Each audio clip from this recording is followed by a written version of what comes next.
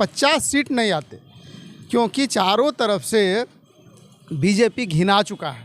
घिना चुका है, बहुत बड़ा शब्द बोल रहे हैं आप। हाँ बिल्कुल, हमको लगता है कि पूरा देश में अगर ज़्यादा जगे हुए लोग हैं तो अयोध्या के निवासी लोग हैं। कि अयोध्या के निवासी लोग राम जी की शक्ति को अच्छी तरह से समझ गए हैं कि राम जी में शायद उतना पावर नहीं है जितना मोदी जी में है। इसीलिए मोदी जी को हराना जरूरी है। राम जी को लोग मानते हैं पर मोदी जी को वहाँ नहीं मानते।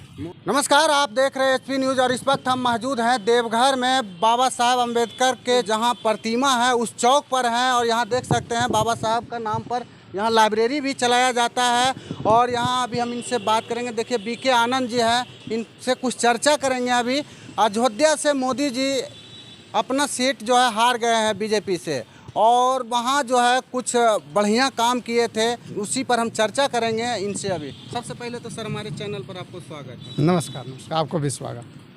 सर सबसे बड़ा मुद्दा रहा कि 400 पार मोदी जी कहा करते थे, और अयोध्या में जो है राम मंदिर वहाँ पर बनवाए, लेकिन फिर भी वहाँ से उनका सीट हार गया। देखिए, मोदी जी और बीजेपी वाले जो कहा करते थे कि अब की बार 400 पार, तो ये ईवीएम मशीन के बल पर क्या कहा करते थे। अच्छा, ईवीएम मशीन में जो भी उनके पास आज भी जो सीट आए हैं ना, वो ईवीएम मशीन में गड़बड़ी करके और चुनाव आयोग को अपने पक्ष में करके इस मुकाम तक आया है। नहीं तो 50 सीट भी नहीं आते, 50 सीट नहीं आते, क्योंकि चारों तरफ से बीजेपी घिना चुका है। घिना चुका है, बहुत बड़ा शब्द बोल रहे हैं आप। हाँ बिल्कुल, आप गांव में जाइए, चूँकि हम लोग सामाजिक कार्यकर्ता हैं, जहाँ भी जाइए वहाँ ये महंगाई, ये बेरोजगारी, ये पढ़ लिख करके जो लोग परेशान है, देश को जो एक दो आदमी के हाथों में बेच दिया, जीएसटी, ये सब जो समस्याएं करके रखा है, इसका समाधान ना करके राम को दिखाता है, हिंदू मुस्लिम का मुद्दा खड़ा करता है, पाकिस्तान को दिखाता है। तो पब्लिक अब उतना बेवकूफ़ नहीं रह गई है। वो समझ रहे हैं बात को कि हमारा जो असली समस्या है उससे मोदी जी हमें भटका रहा है। तो ये बात जब आदमी जान जाता है तो ये लोकतंत्र है, और लोकतंत्र है, और आदमी यदि जागरूक हो जाए तो वैसे व्यक्ति को तो चिन्हित कर लेता है और फिर उसको वोटिंग नहीं करता।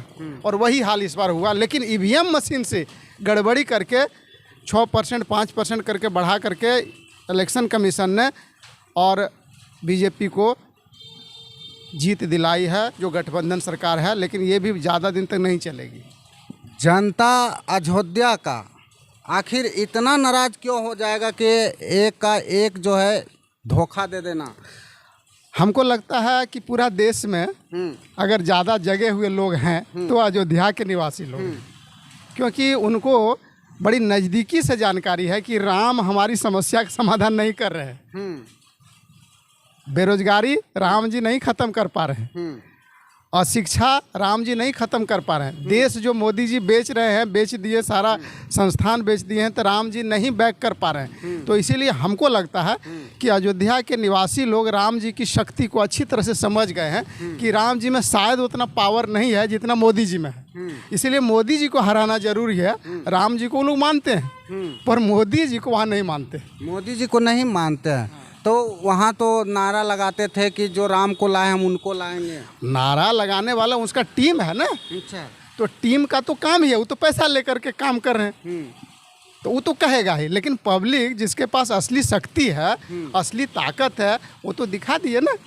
अच्छा, क्या कारण रह गया होगा जो वहाँ का जनता इतना नाखुश है? मतलब कि क्या कुछ मोदी जी वहाँ काम नहीं किए, मंदिर बनाए लेकिन काम नहीं जनता के लिए किए होंगे?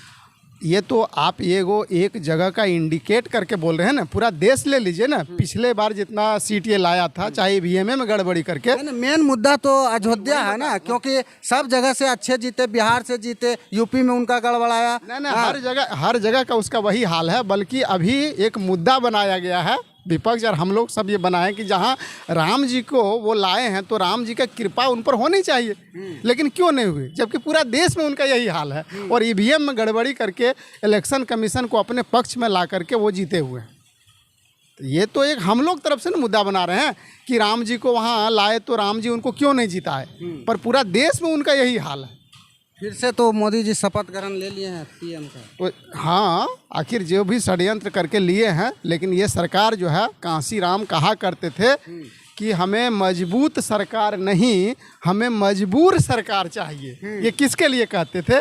SC ST OBC और माइनॉरिटी के लिए, क्योंकि ये लोग जो है मजबूत सरकार जैसे ही आती है तो ये लोग यानी मूल निवासी को ज़्यादा परेशान किया जाता है। इसीलिए कांसीराम का कहना था कि अगर मजबूर सरकार रहेगी तो हम लोग पर ज़्यादा अत्याचार नहीं कर पाएगी। क्या लगता है, संविधान का छेड़छाड़ का बात किया कर रहे थे चुनाव के पहले, तो क्या लगता है आप संविधान किस ओर चलेंगे? संविधान अभी ठीक ठाक रहेगा, संविधान पर कोई खतरा था न है। वो तो संविधान को इतना आसानी से कबाड़ नहीं पाएंगे, वो तो बहुत पावरफुल चीज़ है। बाबा साहब ने ऐसा सिस्टम से बनाए हैं कि संविधान उखाड़ देना या संविधान ख़त्म कर देना मोदी जी की बस की बात नहीं है। पर विपक्ष का भी कुछ मुद्दा होता है ना, यानी उस पार्टी को कैसे परास्त करेंगे, इस बात को लेकर के हम लोग बढ़े और नतीजा भी आया, अच्छा नतीजा आया। वो लाख करप्शन किए, षड्यंत्र किए ईवीएम मशीन में, चाहे इलेक्शन कमीशन को लेकर के, लेकिन 400 नहीं ला पाए। तो हम लोग का मेहनत ने रंग लाया है और विपक्ष अभी मजबूत है। अच्छा, अभी जो है राहुल गांधी के पीछे जनता पड़ गए हैं, लाख रुपया मांग रहे हैं। देखिए, राहुल गांधी जी जो कहे थे वो तो सरकार बनने के बाद न कहे थे कि हमारी सरकार बनेगी तो हम इतना करके देंगे। अभी तो वो पावर में नहीं है, वो तो विपक्ष में है। तो पावर में होना और पोजीशन और विपक्ष में होना अलग बात है। क्या लगता है वो बीजेपी के लोग हैं? हाँ, वो विपक्ष या फिर जनता है जो ना वो बीजेपी के लोग हैं। वो बीजेपी के बहकावे वाले लोग हैं, जो उसको इस्तेमाल करता है, वही लोग हैं, वही लोग हैं। चलिए देख सकते हैं क्या कुछ बोले अयोध्या पर और मोदी जी पर। यहाँ पर जो है बीके आनंद जी, आपका सर घर यहीं है? मेरा घर देवघर है और मैं 2019 में देवघर विधानसभा से चुनाव लड़ा और अभी 5 साल से घर द्वार छोड़ करके फील्ड में ही है। किसको आवास नहीं है, पेंशन नहीं है, लाल कार्ड नहीं, वृद्धा पेंशन, विकलांग पेंशन, बिजली गड़बड़, रोड नाला, ये सब डीसी साहब के साथ बैठते हैं, बनवाते हैं और कंटिन्यू मेरा यही काम रहता है। दिन रात समाज सेवा में है, सुबह निकलते हैं और वहीं जहाँ जुगती बैठा वहीं रह गए, वहीं खा पी करके वहीं 5 साल से इसी तरह से झेल रहे हैं। और इस बार पूरे जनता जो है हमारे पक्ष में है, इस बार हम जीत रहे हैं और हम जीत करके अगर जाएंगे तो अच्छा करेंगे जनता के लिए और बहुत अच्छा करेंगे। देखिए, बीके आनंद जी के बात से कितना आप लोग सहमत हैं, कमेंट बॉक्स में कमेंट करके ज़रूर बताइएगा। आप देख रहे हैं HP न्यूज़। धन्यवाद।